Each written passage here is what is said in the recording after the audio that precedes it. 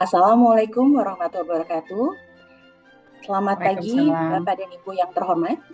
Yang terhormat Ibu Lani Haryanti, ASEAN Regional Program Manager, Global Reporting Initiative. Yang terhormat Ibu Maya Juwita, Executive Director Indonesia Business Coalition for Women Empowerment. Beserta tim pengisi acara pada hari ini ada Ibu Beryl Permatasari, Data Analis IBCWI, Ibu Zelda Lupsita, Program Manager IBCWI, Ibu Syafira Hardani, Advocacy Manager IBCWI, Ibu Risa Erustam, Direktur Keuangan dan Sumber Daya Manusia PT Bursa Efek Indonesia, serta Ibu dan Bapak peserta perwakilan dari perusahaan tercatat dan anggota bursa pada hari ini. Assalamualaikum warahmatullahi wabarakatuh. Saya Kinanti Martanduraida akan bertindak sebagai MC untuk webinar pada hari ini. Selamat datang dan terima kasih kepada para peserta yang telah hadir dan selamat bergabung dalam acara webinar Masterclass dengan tema Panduan Pelaporan Kesetaraan Gender untuk Laporan Tahunan dan Keberlanjutan yang diselenggarakan pada hari ini Selasa 31 Mei 2022. Acara ini merupakan webinar kerjasama antara PT Bursa Efek Indonesia dengan Global Reporting Initiative dan Indonesia Business Coalition for Women Empowerment. Dalam rangka telah tersedia panduan pelaporan kesetaraan gender untuk laporan tahunan dan keberlanjutan yang telah diluncurkan pada tanggal 21 April 2022. Panduan ini diharapkan dapat membantu pelaku bisnis, khususnya perusahaan tercatat dan anggota bursa, dalam melaporkan aspek kesetaraan gender dalam laporan keberlanjutan sesuai peraturan POJK nomor 51/POJK 03/2017. Para hadirin yang kami hormati, untuk memulai acara hari ini, kami mengundang Direktur Keuangan dan Sumber Daya Manusia PT Bursa Efek Indonesia untuk menyampaikan sambutan pembuka. Kepada Ibu Risa Erustam, kami persilakan Ibu. Terima kasih. Bismillahirrahmanirrahim. Assalamualaikum warahmatullahi wabarakatuh. Mudah-mudahan suara saya terdengar ya. Selamat pagi dan salam sejahtera untuk kita semua. Yang terhormat ASEAN Program Manager Global Reporting Initiative atau GRI, Ibu Lani Haryanti. Yang saya hormati Country Program Manager GRI, Bapak Henry Julius. Executive Director Indonesia Business Coalition for Women Empowerment atau IBCW, sahabat saya Ibu Maya Juwita beserta tim dari IBCW, Ibu Bapak perwakilan dari perusahaan tercatat dan anggota bursa yang telah hadir pada hari ini. Alhamdulillah, puji syukur kehadirat Allah Subhanahu wa Ta'ala atas berkat rahmatnya kepada kita semua. Hari ini kita dapat berkumpul bersama dalam acara Masterclass dengan tema Panduan Pelaporan Kesetaraan Gender untuk Laporan Tahunan dan Keberlanjutan. Semoga Ibu dan Bapak semua dalam kondisi sehat walafiat. Kegiatan Masterclass ini merupakan hasil kolaborasi dan kerjasama antara PT Bursa Efek Indonesia, KBRI bersama dengan Global Reporting Initiative atau GRI, dan Indonesia Business Coalition for Women Empowerment atau IBCW.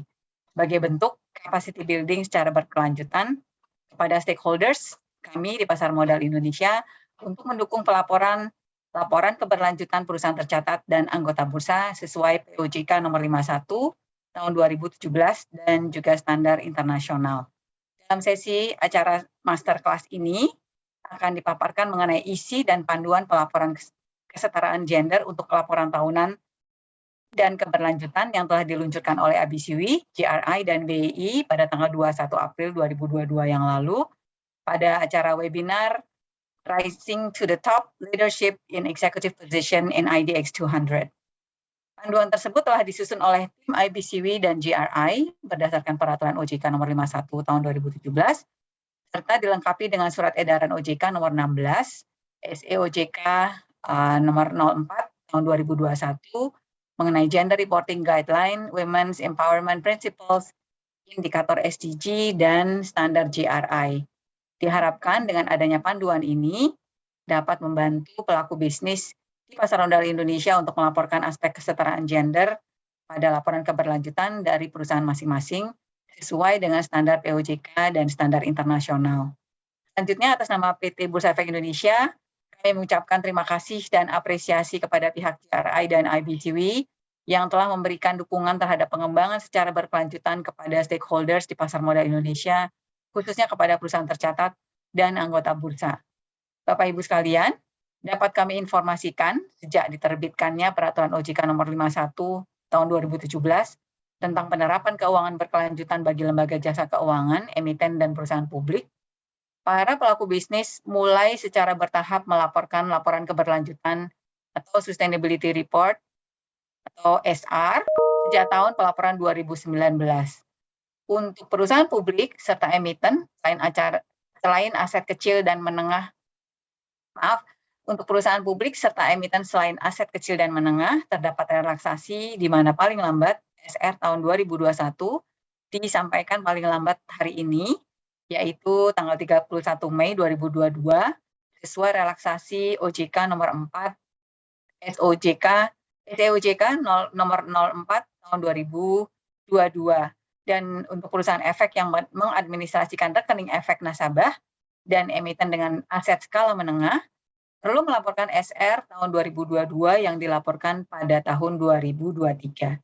Selanjutnya kami juga mengimbau kembali kepada perusahaan tercatat agar SR tersebut dapat dipublikasikan pada situs perseroan dan disampaikan SR versi elektroniknya melalui sistem keterbukaan informasi terintegrasi OJK IDX atau SPE IDXnet menggunakan form I-020. Dengan adanya ketentuan tersebut, pertumbuhan perusahaan tercatat yang menyampaikan laporan keberlanjutan semakin meningkat. Peningkatan ini juga bisa dilihat dari jumlah laporan keberlanjutan yang telah disampaikan melalui sistem SPE IDXnet dalam 3 tahun terakhir, di mana per 30 Mei 2022 sudah terdapat 321 perusahaan tercatat atau 41% dari total perusahaan tercatat saham yang melaporkan SR tahun 2021. Per 30 Desember 2021 terdapat 154 perusahaan tercatat atau sekitar 20% dari total perusahaan tercatat saham yang melaporkan SR-nya tahun 2020. Laporan SR tahun 2020 telah meningkat 285% dari pelaporan SR tahun 2019 yang hanya terdapat 54 perusahaan tercatat yang melaporkan melalui sistem SPE IDXnet di sepanjang tahun 2020. Bapak Ibu hadirin yang kami hormati, dengan diselenggarakannya acara ini, BI berharap informasi tersebut dapat memberikan insight positif kepada perusahaan tercatat hingga dapat meningkatkan pemahaman perseroan terkait pelaporan aspek kesetaraan gender dalam laporan berkelanjutan.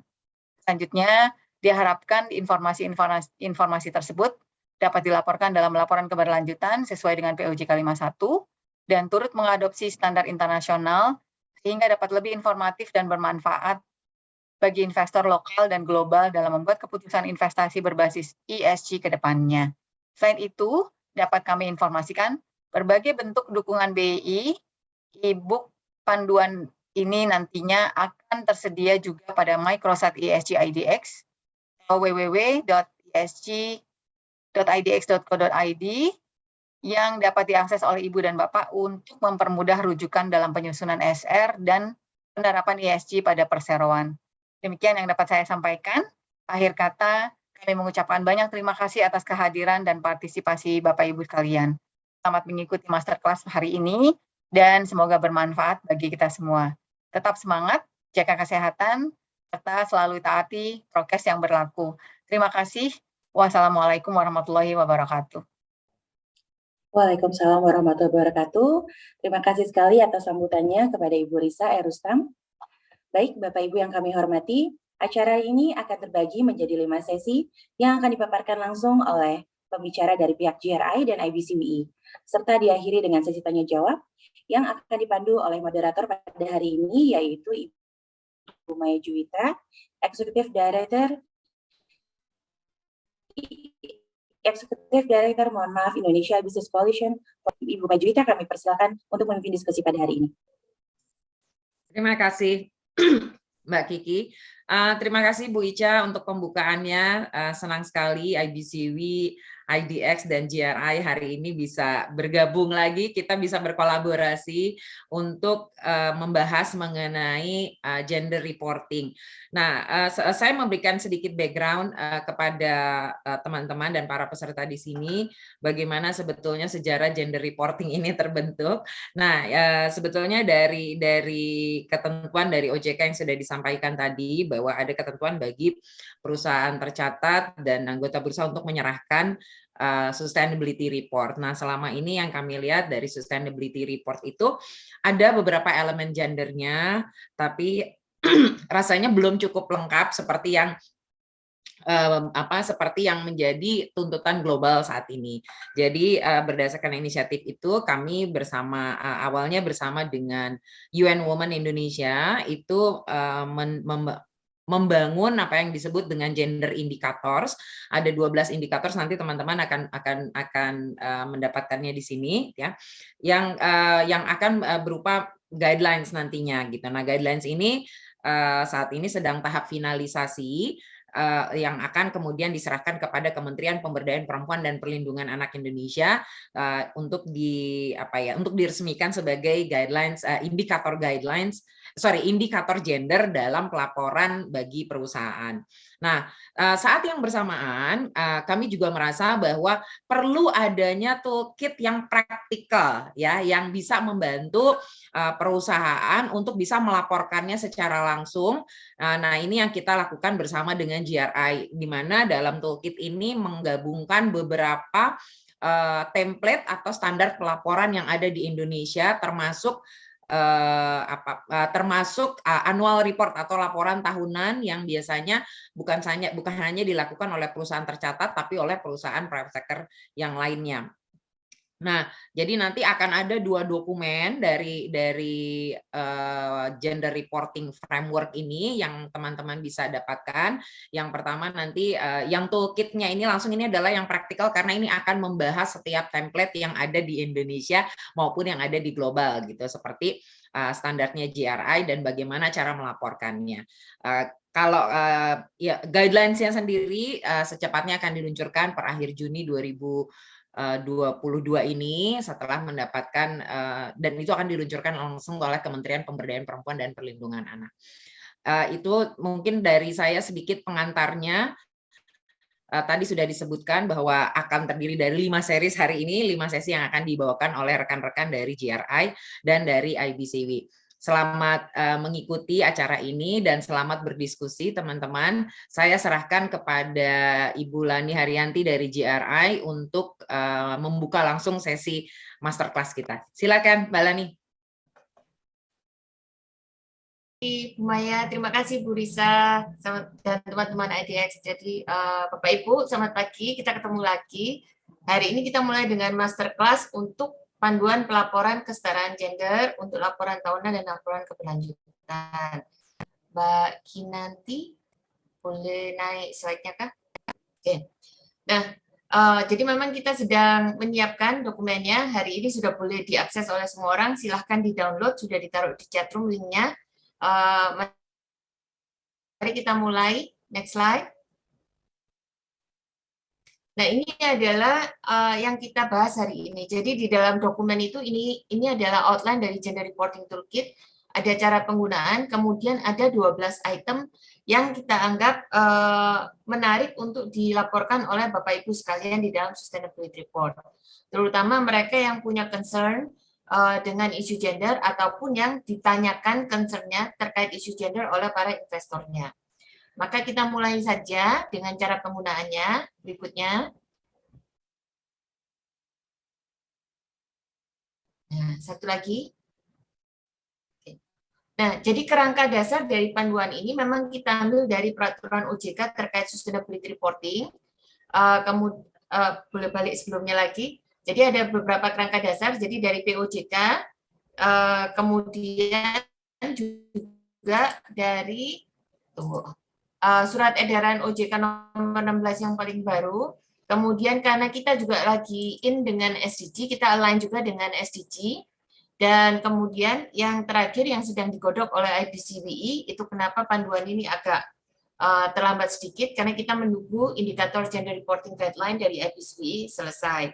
Nah, buat teman-teman yang ingin menunjukkan istilahnya unjuk gigi di kancah di kancah internasional, bahwa teman-teman dari perusahaan itu peduli dengan isu pemberdayaan perempuan dan ingin signing up terhadap komitmen prinsip pemberdayaan perempuan atau Women Empowerment Principle punyanya UN Women dan UN Global Compact, maka menggunakan panduan ini adalah salah satu cara untuk melaporkan atau menunjukkan progres dari gender komitmen terhadap kesetaraan gender.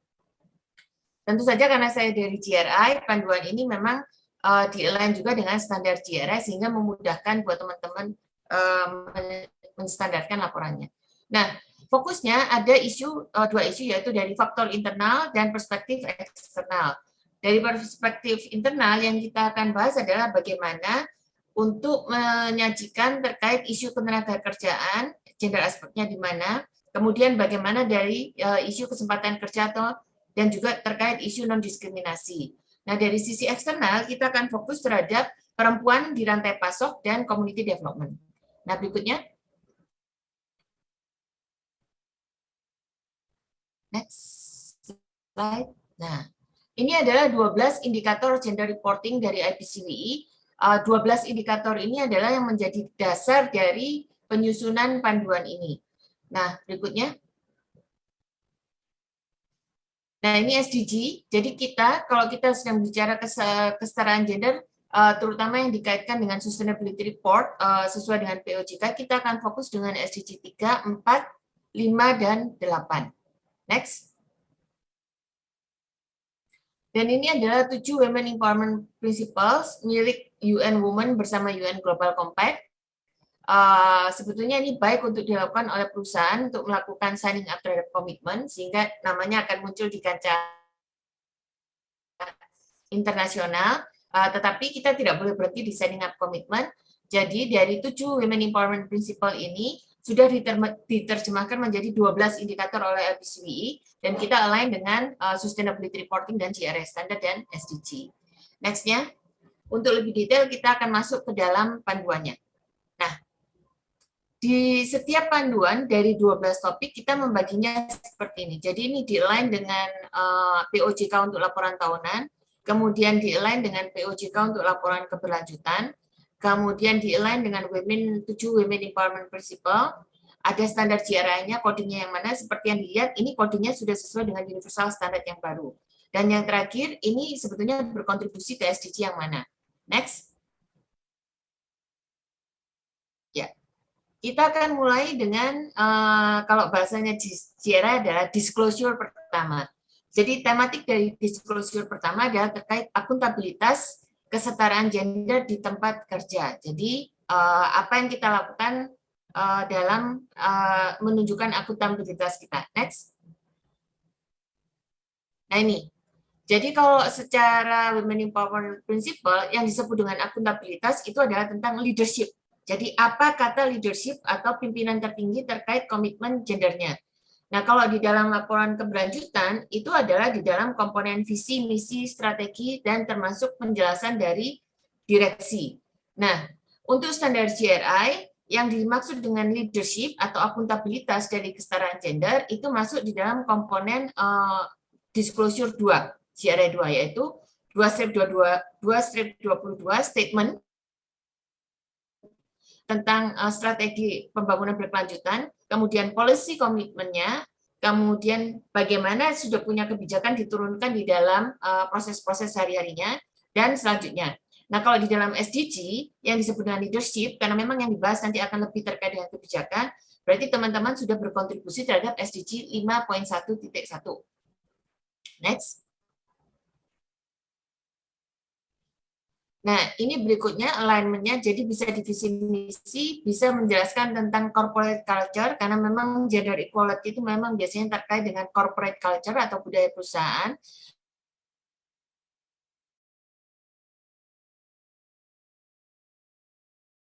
Dan biasanya juga berbunyi di dalam, bisa ditemukan di dalam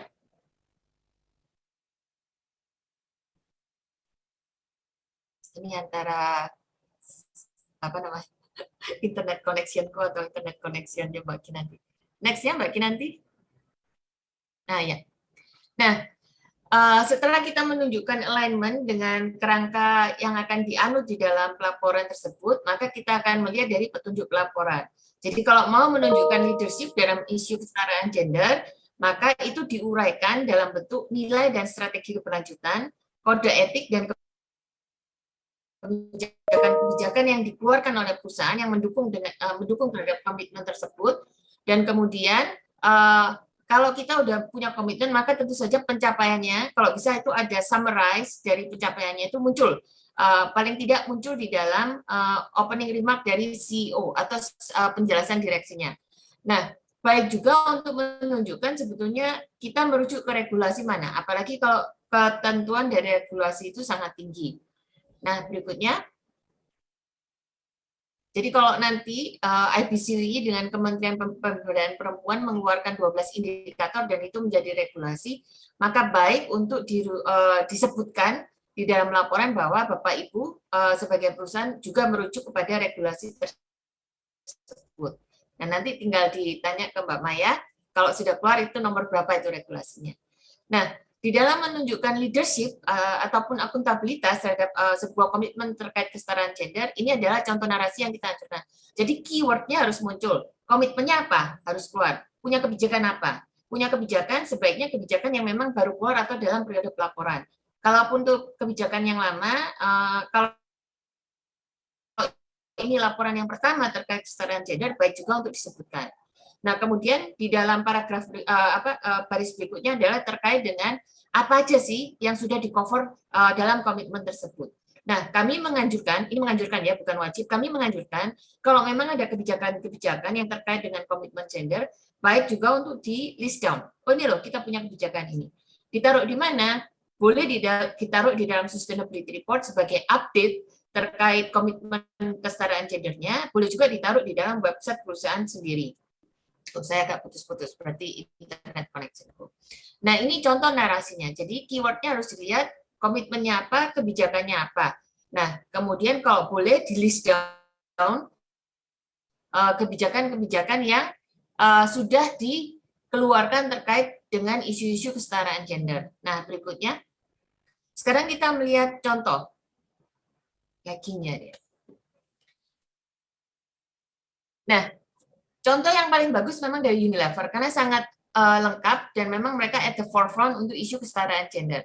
Nah, jadi yang nomor satu muncul di dalam forward dari CEO-nya Alan Job. Jadi di opening remark Alan Job tuh menunjukkan leadership-nya dan berbunyi bagaimana mereka mengedepankan isu diversity dan gender.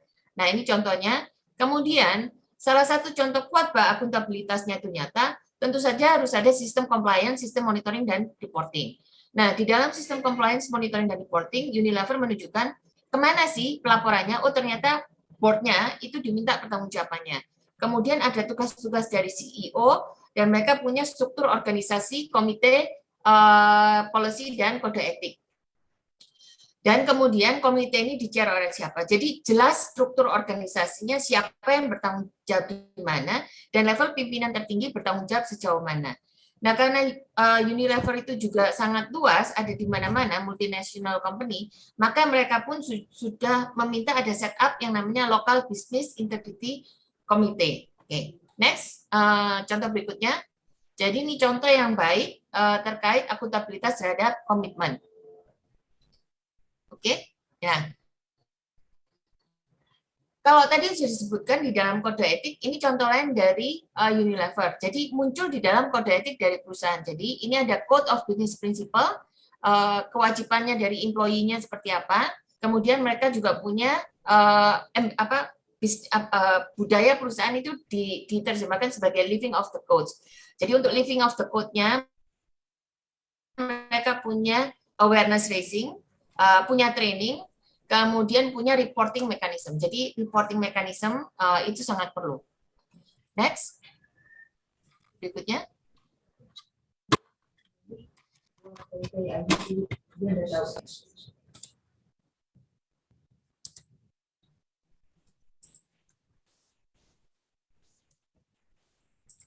Mohon izin, Bu Lani, sudah terlihat slide-nya? Ya, sudah. Oke. Nah, seperti yang disebutkan ini masih sama yang tadi. Jadi mereka punya lagi, kalau tadi masuk di dalam kode etik dengan business integrity, maka untuk program diversity-nya mereka punya struktur organisasi yang juga lebih menukik lebih tajam lagi. Jadi ada yang namanya tim diversity dan inclusion. Kemudian mereka punya komitmen untuk Global Diversity Board, jadi itu ada monitoring mekanismenya, ada governance-nya. Kemudian mereka mengidentifikasi ada champion-nya, dan mereka menciptakan tool. Nah, karena mereka komitmennya akan ada diversity di level board, maka mereka punya tool. Di dalam rekrutmen ada toolnya itu, ada gender balance interview-nya, requirement-nya itu sudah disiapkan tool-toolnya. Kemudian mereka punya tujuan, terus ada gender appointment ratio, jadi senior leader-nya, para manajer ataupun para VP-nya itu di tracking. Jadi kamu komitmennya apa? Nah, kalau kita lihat di kolom sebelah kanan, maka kelihatan banget. Jadi ada secara global sudah meningkat jumlah perempuan di manajemen level. Kira-kira seperti itu ya. Sudah tercapai itu goal-nya. Nah, kemudian yang di garis bawah kedua tentang underrepresented, itu kenapa senior leader-nya di dalam Unilever itu di tracking. Jadi mereka tahu, oh kelompok finance itu ternyata sudah berhasil. Oh kelompok procurement, oh ternyata procurement sudah mulai naik, atau kelompok supply chain mulai naik. Jadi setiap unit itu punya targetnya masing-masing dan di tracking. Jadi ini adalah salah satu bentuk akuntabilitas yang sangat-sangat baik dan mungkin bisa menjadi inspirasi buat teman-teman sekalian. Next.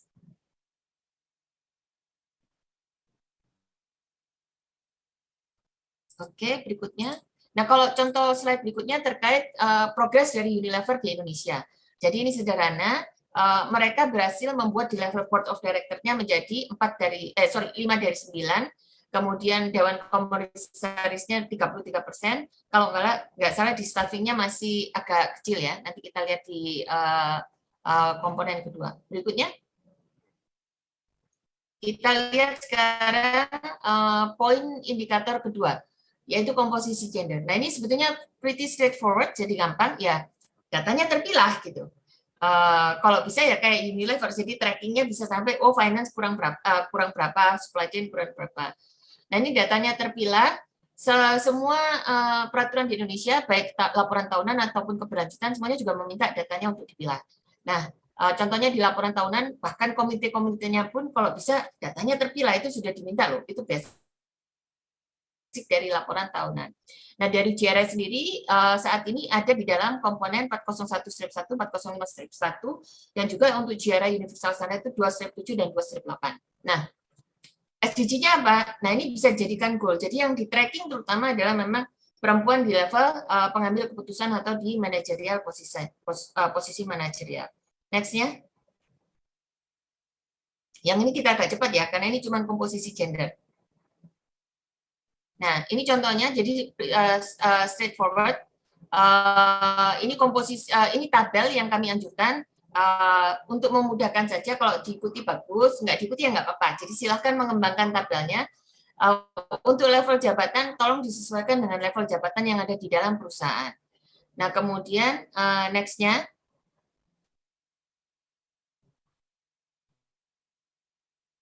Jangan lupa narasinya ditambahkan ya, misalnya ada strategi rekrutmen dan segala macam. Nah ini contoh dari Unilever.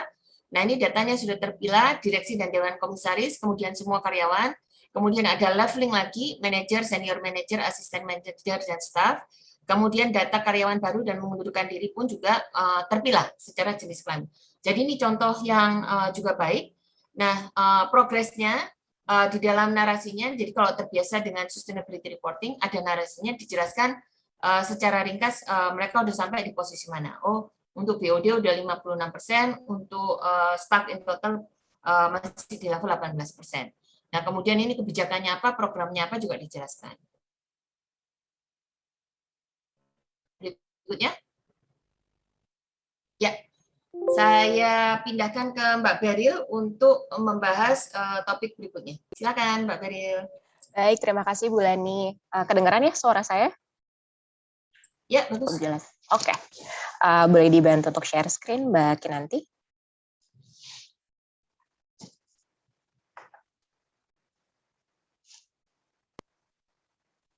Oke. Baik Bapak Ibu, berikutnya ini indikator ketiga itu terkait kesetaraan upah berdasarkan gender. Next slide Bu Mbak Kinanti. Di toolkit nanti Bapak Ibu juga bisa melihat gitu ya bagaimana alignment antara format laporan tahunan, keberlanjutan, WEPS, GRI, dan juga SDGs. Ketika membicarakan kesetaraan upah gitu ya berdasarkan gender di laporan tahunan di template yang sudah diatur oleh OJK, itu Bapak Ibu bisa menguraikan terkait internal kontrol yang dilakukan oleh perusahaan. Nah, ketika dilaporkan di laporan keberlanjutan itu lebih detail lagi Bapak Ibu. Jadi itu memuat informasi terkait presentasi remunerasi, kemudian Bapak Ibu juga bisa menjelaskan apa saja yang dilakukan oleh perusahaan untuk memastikan adanya kesetaraan upah gitu ya di both gender. Kemudian juga tunjangan-tunjangan apa yang diberikan oleh perusahaan. Nanti kita akan bahas lebih detail di slide berikutnya. Kemudian di standar GRI juga itu sudah diatur bahwa Bapak Ibu bisa mengungkapkan terkait rasio standar upah karyawan di entry level gitu ya, kemudian juga rasio gaji pokok dan remunerasi perempuan dan laki-laki. Terkait dengan indikator SDGs yang berkaitan dengan kesetaraan upah itu ada di 8.5.1 terkait upah rata-rata per jam kerja yang kemudian memang dimonitor gitu ya oleh masing-masing negara. Nah, ini lebih detail terkait petunjuk pelaporannya, apa aja sih yang perlu kita laporin gitu ya, bagaimana sih kita melaporkannya gitu. Yang pertama, Bapak Ibu bisa menguraikan apakah perusahaan gitu ya, itu patuh terhadap kebijakan remunerasi. Kalau di Indonesia kita ada upah minimum regional ya, jadi Bapak Ibu bisa mengungkapkan itu di laporan keberlanjutannya. Kemudian bisa lebih komplit lagi dengan memperlihatkan perbandingan remunerasi antara pegawai perempuan dan laki-laki di tingkat rendah gitu ya. Kemudian bisa juga nanti saya kasih contohnya gitu ya, ada statement yang menyatakan bahwa tidak ada kesenjangan upah gitu ya atau rasio deviasinya berapa. Poin kedua, tidak hanya tentang basic salary, tapi juga jenis-jenis remunerasi lain yang diberikan untuk karyawan, baik laki-laki ataupun perempuan. The last but not least, seperti yang saya ungkapkan sebelumnya, bahwa perusahaan juga perlu mengungkapkan gitu ya, bagaimana sih cara perusahaan untuk memastikan tidak ada kesenjangan upah. Next slide. Ini contoh narasinya, nanti Bapak Ibu juga bisa lihat di toolkit gitu ya, bagaimana sih perusahaan menuliskannya gitu ya di dalam sustainability report gitu. Di paragraf pertama Bapak Ibu bisa melihat perusahaan menulis gitu ya, bahwa perusahaan menerapkan kebijakan yang setara, di mana perbandingan gaji karyawan perempuan dan laki-laki adalah 1:1. Kemudian di paragraf kedua itu dilengkapi dengan bagaimana perusahaan melakukan pengawasan atas implementasi kebijakan pengupahan tersebut. Kita lihat contohnya. Next slide. Oke. Selain itu, ini contoh tabel yang Bapak Ibu bisa adopsi nantinya gitu ya. Jenis tunjangan yang diberikan oleh perusahaan apa saja, kemudian apakah itu diterima oleh karyawan perempuan atau laki-laki atau tidak. Jadi bisa berupa checklist aja Bapak Ibu, itu mudah gitu ya. Dan ini kita rekomendasikan untuk bisa melaporkannya selama 3 tahun ke belakang gitu ya. Jadi kalau misalnya Bapak Ibu mensubmit laporan keberlanjutan 2020, Bapak Ibu bisa menyajikan data dari 2018, 19, dan 20. Next slide. Oke, nah ini contohnya Bapak Ibu, maaf kalau misalnya tulisan terlalu kecil, kalau misalnya Mbak nanti bisa zoom, mohon dibantu ya. Ini laporan keberlanjutan dari Bursa Efek Indonesia di tahun 2020 gitu ya. Di sini kalau Bapak Ibu melihat di bagian yang atas itu ada tulisan remunerasi karyawan terhadap upah minimum regional dan itu ditulis gitu ya, itu GRI nomor berapa. Nah, kalau Bapak Ibu memperhatikan di sini terkait paragraf yang ditulis gitu ya, bahwa BEI itu melakukan review gaji karyawan gitu ya dengan mempertimbangkan upah minimum regional yang ditetapkan oleh pemerintah. Jadi statement-statement tersebut itu Bapak Ibu kami sarankan untuk ditulis gitu di laporan keberlanjutannya. Next-nya juga BEI secara rutin mengikuti survei gaji gitu ya, dan melakukan review terhadap struktur gaji yang berlaku di perseroan. Bisa turun ke bawah Mbak Kinanti. Nah, di bagian berikutnya terkait rasio gaji dan remunerasi karyawan, ini juga ada statement bahwa Untuk memastikan hal tersebut, BEI melakukan analisa rasio gaji pokok dan remunerasi antara karyawan perempuan dan laki-laki. Kemudian ada hasilnya juga, itu berdasarkan hasil analisa rasio gaji, tidak ditemukan perbedaan yang signifikan, tapi kemudian tetap diungkapkan deviasi rasionya berapa gitu antara perempuan dan laki-laki. Ternyata 1-8% di berbagai level karena apa gitu. Next, bagi nanti. Next slide. Oke. Nah, ini kami juga menggunakan contoh laporan keberlanjutan Bursa Efek Indonesia gitu ya. Ini terkait yang tabel yang tadi saya sampaikan, jenis tunjangannya apa, kemudian siapa yang mendapatkan itu. Kalau di sini memang belum dibagi berdasarkan gender gitu ya. Jadi kami sarankan selain dibagi berdasarkan status kontrak karyawan, tapi juga dibagi berdasarkan gendernya supaya kelihatan apakah remunerasi atau tunjangan yang diberikan perusahaan itu berlaku untuk dua gender. Silakan next slide ya. Ini contoh baik berikutnya. Ini ya contoh laporan keberlanjutan dari GAR di tahun 2020. Kalau Bapak Ibu melihat di sisi yang bawah itu ada upah minimum ya atau rasio upah minimumnya dibagi berdasarkan region, kemudian juga di bagian kanan atas Bapak Ibu bisa melihat rasio basic salary antara karyawan perempuan dan karyawan laki-laki. Ternyata rasionya itu 1,04 berarti sedikit gapnya atau hampir tidak ada gap. Oke. Nah, itu tadi terkait kesetaraan gender. Indikator berikutnya yang kemudian kami gunakan itu adalah terkait pengaturan kerja yang fleksibel. Tren pelaporan perusahaan yang mengungkapkan bagaimana mereka mengadopsi flexible working arrangement itu mulai meningkat semenjak COVID ya, Bapak Ibu. Ini kadang-kadang kita bisa bilang itu hikmah dari COVID gitu ya. Dan itu terlihat di sustainability report. Next slide bagi nanti. Nah, kalau Bapak Ibu perhatikan, memang kalau di laporan tahunan itu belum ada atau tidak mengatur terkait flexible working arrangement, tapi itu dilaporkan di bagian laporan keberlanjutan. Nah, apa sih yang perlu dilaporkan oleh perusahaan gitu ya? Perusahaan bisa mengungkapkan kebijakan atau praktik-praktik perusahaan untuk memberikan ruang gitu ya atau kesempatan bagi karyawan laki-laki dan perempuan supaya bisa work-life balance gitu ya. Kemudian tidak hanya itu, tapi di bagian ini juga perusahaan bisa untuk mengungkapkan bentuk-bentuk pemberian cuti, bentuk-bentuk support atau program gitu ya, untuk mendukung karyawan yang menjadi orang tua gitu ya, dan support lainnya. Lanjut. Ini contoh narasinya, singkat saja, kalau di bagian atas itu contoh narasi perusahaan melaporkan terkait kebijakan atau strategi flexible working arrangements-nya gitu ya. Kemudian yang kedua itu terkait dukungan terhadap keluarga dan pengasuhan, misalnya ada maternity leave, paternity leave gitu ya. Dan misalnya apakah perusahaan menyediakan jasa daycare dan lain sebagainya, itu bisa dituliskan. Kita akan melihat contoh, next. Nah, ini yang Bapak Ibu bisa lihat, kami mengadopsi lagi di laporan keberlanjutan GAR di tahun 2020, yang saya lingkarkan merah gitu ya, ada statement clear bahwa dari perusahaan itu mengimplementasikan working from home selama yang dibutuhkan. Nah, kemudian juga ada hyperlink gitu ya untuk diklik lebih jelasnya tuh seperti apa sih gitu. Jadi tidak hanya bicara tentang perusahaan melakukan implementasi kebijakan working from home, tapi bisa juga disajikan gitu ya, diungkapkan bagaimana sih atau dukungan apa yang diberikan perusahaan supaya itu bisa diakses gitu oleh karyawan.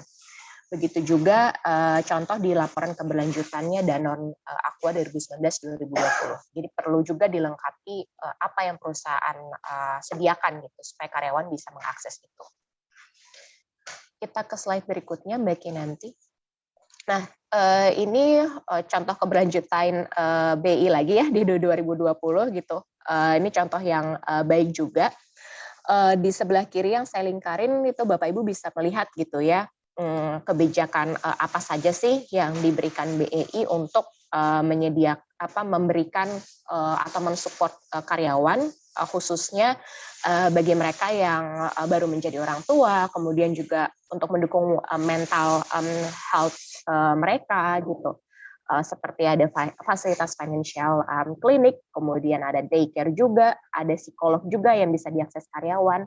Itu perlu kami rekomendasikan untuk itu dilaporkan.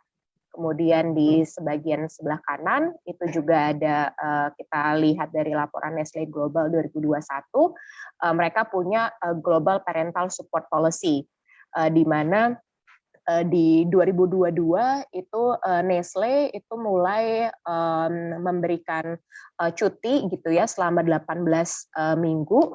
Kemudian juga ini biasanya lebih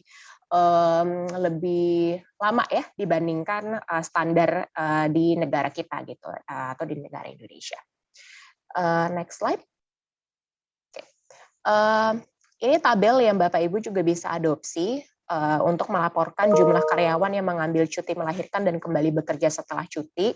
Nah, kenapa sih ini juga penting untuk diungkapkan? Karena kita bisa melihat gitu, apakah kemudian kebijakan-kebijakan terkait flexible working arrangement atau parental support yang diberikan perusahaan itu ternyata berdampak nih pada retensi karyawan gitu.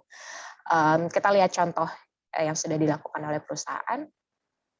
Nah, ini contoh keberlanjutan Danone Aqua laporan keberlanjutan Danone Aqua di tahun 2019-2020. Bapak Ibu bisa lihat tabelnya gitu ya.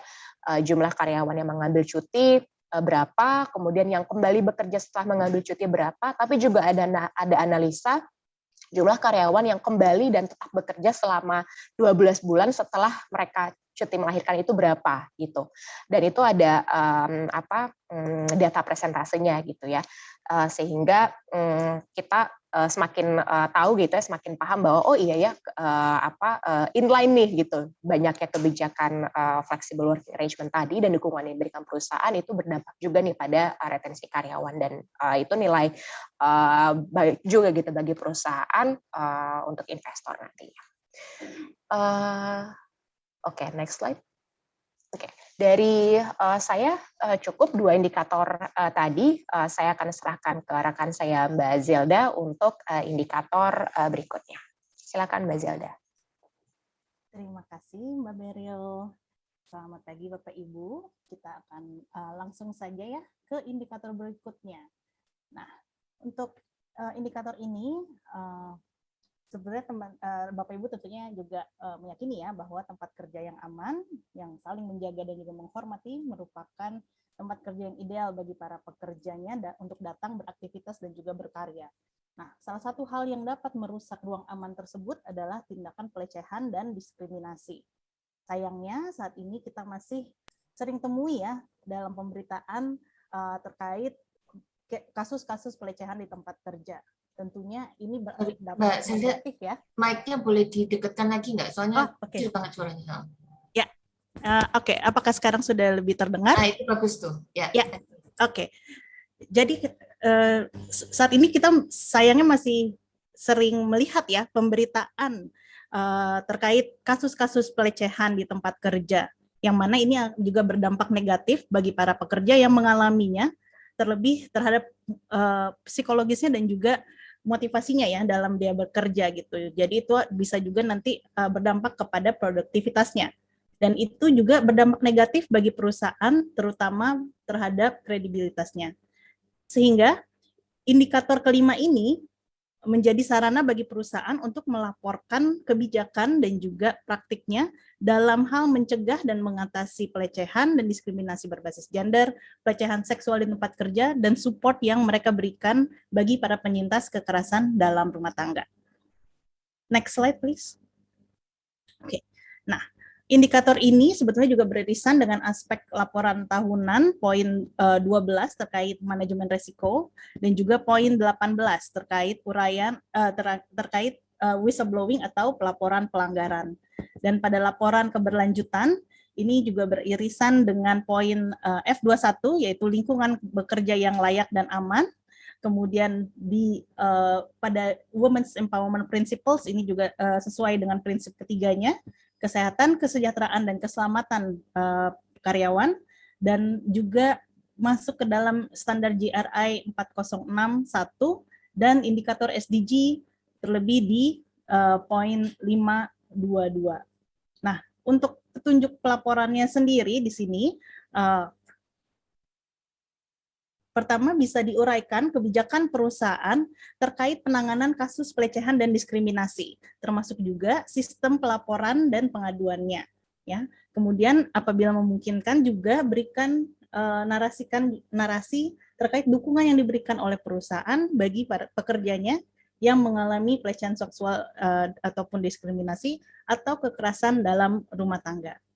Berikutnya adalah contoh narasinya yang Bapak Ibu juga bisa temukan nanti ya di dokumen toolkitnya. Jadi ini adalah contoh narasinya di mana memberikan komitmennya itu seperti apa, kemudian tindakan-tindakan yang sudah dilakukan untuk mencegahnya itu termasuk sosialisasi gitu ya, itu apa saja gitu ya. Nah juga channel-channel pengaduan dan pelaporan yang diberikan kepada karyawan juga itu seperti apa. Nah untuk mendukung komitmen perusahaan Bapak Ibu dalam hal ini juga dapat untuk melengkapinya dengan tabel kuantitatif ya seperti ini. Jadi bisa diuraikan jenis pengaduan atau insiden diskriminasi pada tahun tersebut, pada tahun pelaporan itu apa saja, jumlah kasusnya berapa, dan status penyelesaiannya atau hasilnya seperti apa. Dan kemudian bisa diberikan juga angka kasusnya di tahun 2 tahun sebelumnya. Jadi supaya kita juga bisa tracking ya bahwa memang policy dan kebijakan kita maupun praktiknya itu juga bisa menekan kejadian-kejadian seperti ini.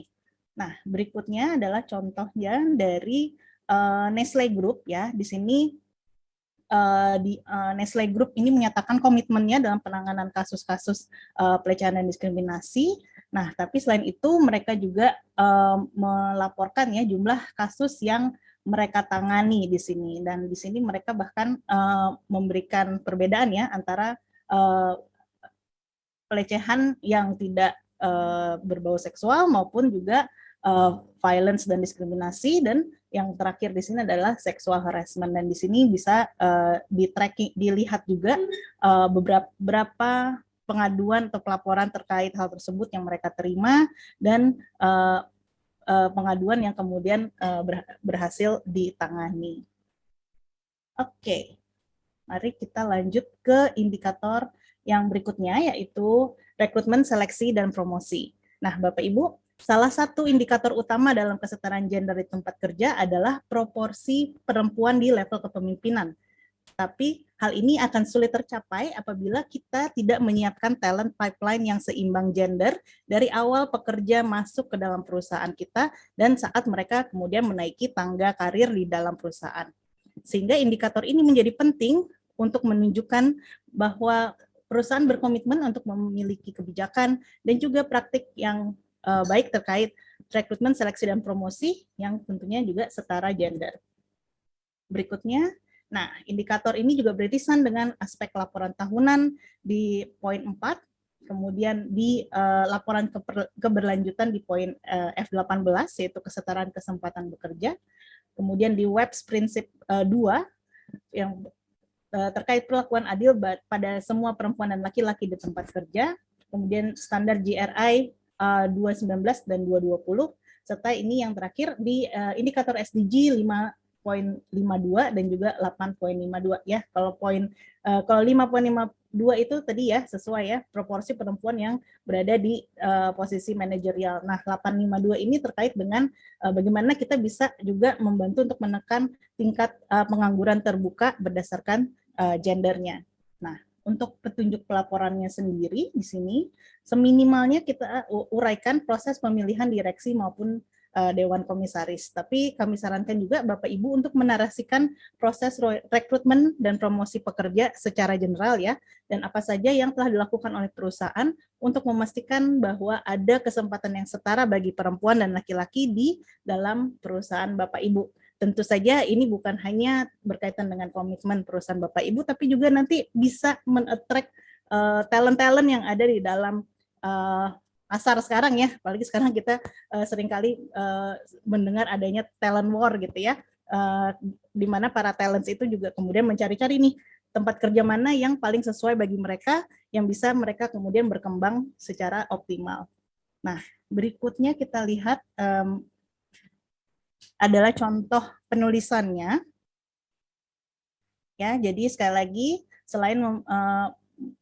selain terkait dengan komitmen dan policy yang sudah dimiliki oleh perusahaan, tapi juga sebaiknya memberikan data kuantitatifnya ya, berdasarkan jabatannya, kemudian dibagi berdasarkan gendernya. Nah, berikutnya kita akan melihat contoh sustainability report ya, yang dimiliki oleh Bank BTPN ya. Di sini mereka menyatakan tentang cara-cara mereka merekrut yang juga emphasizing-nya di kompetensi gitu ya, dan juga tapi juga mau meng-attract perempuan maupun juga laki-laki gitu. Nah, kemudian selain komitmen tersebut, mereka juga memberikan data kuantitatif ini ya, di mana terlihat adanya mereka merekrut perempuannya berapa dan laki-laki berapa. Tentunya ini juga bisa kita menunjang pernyataan komitmen mereka tadi di atas. Oke, untuk indikator berikutnya akan disampaikan oleh rekan saya, Mbak Safira. Silakan, Mbak Safira. Terima kasih Bu Zelda untuk indikator 6-nya. Karena apa yang akan saya sampaikan selanjutnya di indikator 7 ini terkait juga dengan indikator sebelumnya yang sudah disampaikan oleh Bu Zelda. Jadi bagaimana setelah para talent ini direkrut, apa yang menjadi tanggung jawab perusahaan gitu untuk pengembangan profesional, kemudian pendampingan untuk mengembangkan potensi-potensinya, dan bagaimana kemudian sistem di dalam perusahaan dapat mengembangkan begitu apa yang sudah menjadi potensi dari para talentnya. Baik, selanjutnya. Ya, kalau kita lihat di sini di indikator menurut Women Empowerment Principle di prinsip 4, kita akan melihat pendidikan dan pelatihan untuk peningkatan karir. Nah, di dalam laporan keberlanjutannya nanti diharapkan juga Ibu Bapak dapat menuliskan dan mengelaborasi apa saja yang telah dilakukan pasca rekrutmen dan pasca seleksi begitu terhadap talent-talentnya, sehingga ketika juga harus mengelaborasi indikator SDG yang mana dan juga standar GRI yang sudah ada di tabel yang ada di hadapan Ibu Bapak ini, itu semuanya bisa terangkum dan terproyeksi dengan baik begitu. Nah, untuk ini sekaligus saja karena dari tadi di kolom chat banyak sekali yang minta presentasi. Kami tidak akan membagikan presentasinya Ibu Bapak, kami hanya akan menyerahkan dokumen toolkit yang bisa di-download karena itu adalah versi yang lengkap dari presentasi yang kami sampaikan pagi ini. Baik, next-nya. Nah, untuk kalau tadi Bu Lani istilahnya GRI itu disclosure 7 ini, indikator 7 ini bagaimana petunjuk pelaporannya, diharapkan di dalam pelaporan Ibu Bapak nanti bisa disampaikan informasi mengenai rata-rata jam pelatihan yang telah dilakukan karyawan perusahaan selama periode pelaporan berdasarkan jenis kelamin dan level manajemen. Dan di dalam laporan itu juga mohon dijelaskan bagaimana perusahaan memiliki program pelatihan untuk mempersiapkan peralihan karir karyawan. Kenapa dari tadi data-data terpilah laki-laki dan perempuan itu menjadi sangat penting karena itu nanti bisa dimanfaatkan untuk analisa gender selanjutnya. Kita juga harus mengingat bahwa ketika kita bicara tentang analisa gender di dalam pelaporan, itu harus mampu untuk merefleksikan bahwa perusahaan sudah memastikan akses yang sama terhadap laki-laki dan perempuan. Kemudian perusahaan telah memastikan bahwa ada partisipasi yang sama dari laki-laki dan perempuan. Kemudian bahwa laki-laki dan perempuan yang menjadi talent di dalam perusahaan juga memiliki akan mendapatkan manfaat yang sama. Nah, itu yang kita juga harus ingat prinsip-prinsip dari analisa gender ketika melakukan atau menuliskan, mempersiapkan pelaporan. Next. Baik, nah ini contoh penulisan dan nanti juga bisa dibaca oleh Ibu Bapak yang ada di dalam toolkit yang silahkan diunduh yang dari tadi sudah warawiri di dalam kolom chat.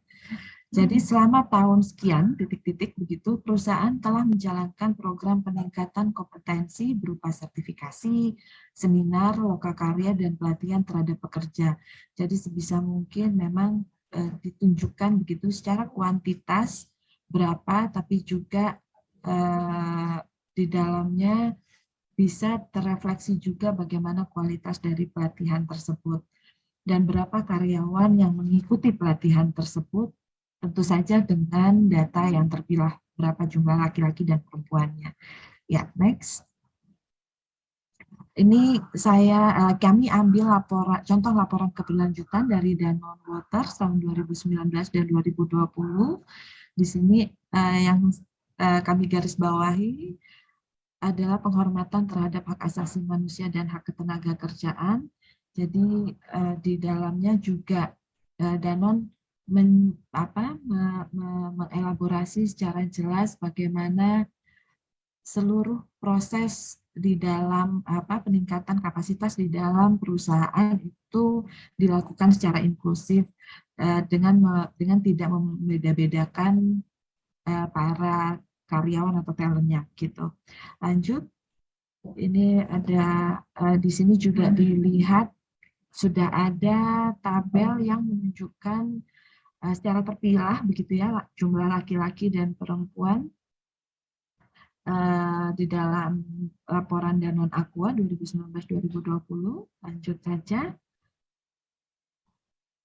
Ya, dan masih dari laporan keberlanjutan yang sama, di sini yang digarisbawahi juga sudah menunjukkan kesetaraan gender adalah konsep bahwa semua orang terlepas dari gender mereka bebas untuk mengembangkan kemampuan pribadi dan membuat pilihan tanpa batasan yang ditetapkan oleh stereotip peran gender yang kaku atau prasangka.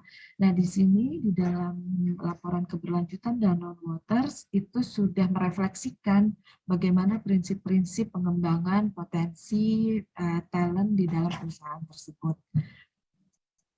Lanjut. Nah, untuk indikator reporting guideline 8 yang merupakan indikator terakhir dari looking in, kalau tadi Ibu Bapak ingat ada 8 indikator di dalam 8 indikator yang melihat ke dalam perusahaan, ini adalah indikator yang terakhir yaitu tempat kerja yang aman dan inklusif. Lanjut. Nah, ini kita di dalam indikator ini diharapkan pada penulisan laporan keberlanjutan, perusahaan dapat merefleksikan atau mengelaborasi terkait dengan kesehatan, kesejahteraan, dan keselamatan karyawan. Nah, terkait dengan standar GRI-nya, kita bisa lihat di situ ada 403/1 sampai 403/10. Ini memang agak panjang begitu. Dan ketika kita lihat juga indikator SDG, ini terkait juga dengan indikator SDG 3 dan 8. Lanjut. Petunjuk pelaporan untuk indikator ini, sampaikan kebijakan perusahaan yang diberikan perusahaan terkait jaminan kesehatan dan keselamatan karyawan tanpa memandang gender.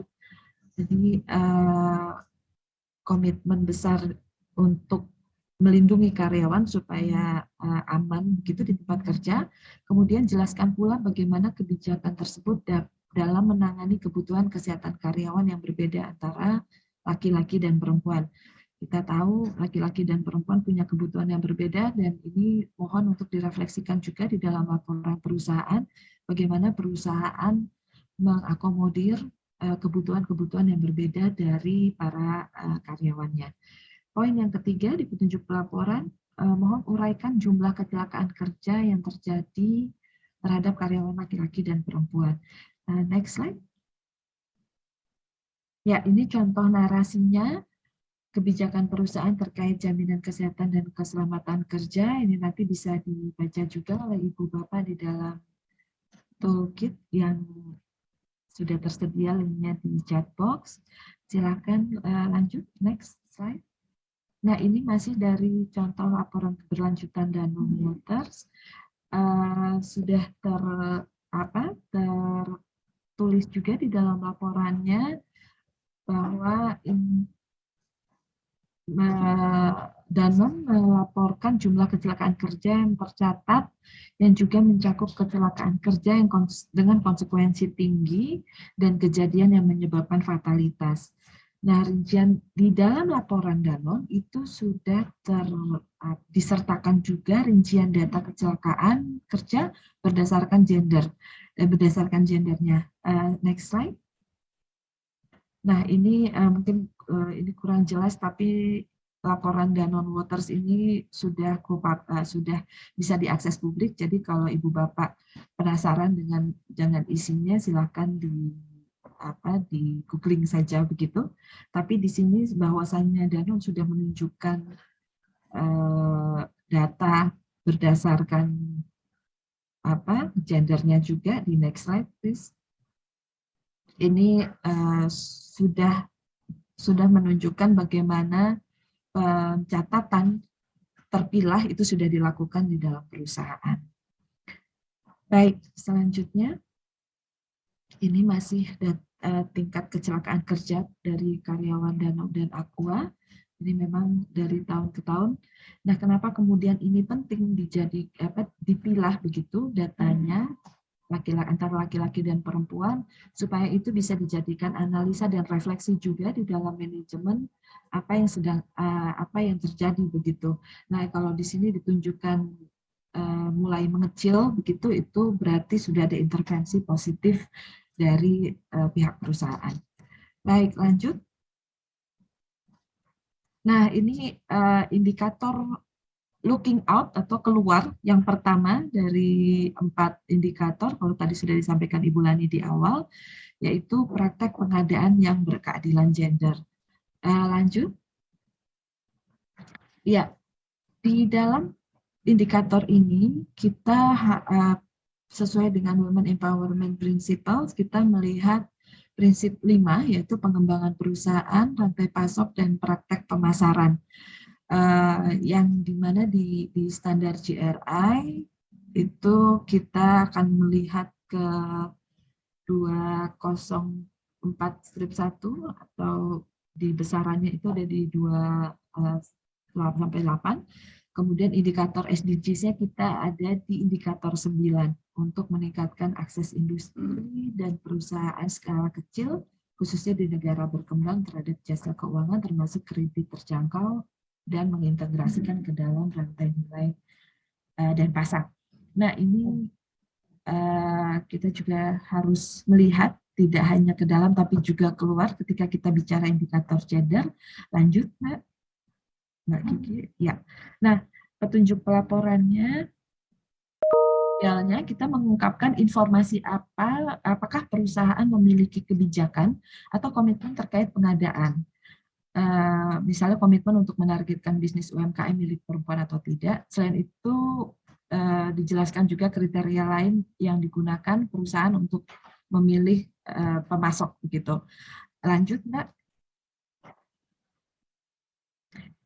Ya, nah ini contoh narasi kebijakan pelibatan pemasok UMKM yang dimiliki oleh perempuan.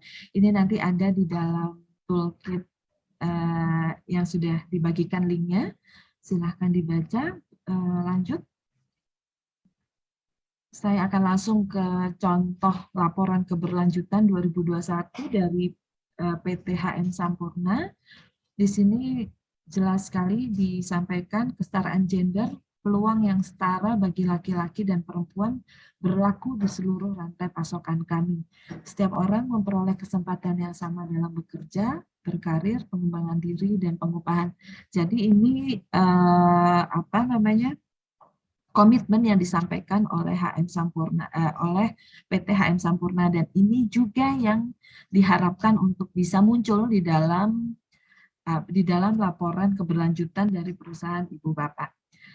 Selanjutnya, nah ini laporan keberlanjutan dari Unilever 2021 memastikan hak asasi manusia dalam bahan baku berkelanjutan. Di dalam laporan keberlanjutan Unilever ini banyak sekali disebutkan bahwa kebijakan perusahaan ini menerapkan atau memperhatikan komitmen untuk menjalankan bisnis dengan integritas, keterbukaan, dan penghormatan terhadap hak asasi manusia secara universal. Di sini juga mencerminkan bahwa apa yang menjadi prinsip rantai pasok di dalam perusahaan itu sudah memperhatikan prinsip non-diskriminasi. Dan ketika kita memperhatikan prinsip non-diskriminasi, itu berarti juga sudah memperhatikan kesetaraan gender. Begitu. Lanjut. Ya, ini versi lainnya, di versi bahasa Inggrisnya. Dan untuk disclosure selanjutnya, saya kembalikan ke Ibu Lani untuk disclosure 10. Ibu, silakan. Oke, nah jadi sekarang kita masuk ke tahap yang agak kompleks sedikit. Nah kita mulai dengan pemasaran yang responsif gender. Itu kayak gimana sih pemasaran responsif gender? Next. Nah kalau fotonya itu foto kalau nggak salah dari Unilever untuk sabun Dove. Jadi itu menunjukkan beberapa pemasaran yang mulai responsif gender. Seperti yang kita tahu kan, kalau di beauty care, perempuan itu kesannya harus cantik, harus slim, dan harus pokoknya yang begitu-begitulah ya. Nah, Dove itu melakukan terobosan. Jadi dia membuat, kan perempuan itu sebetulnya yang slim dan yang tidak slim lebih banyak yang nggak slim ya. Jadi ngapain nyuruh orang slim semua gitu loh. Nah, jadi dibikinlah terobosan dengan keragaman dari perempuan itu sendiri.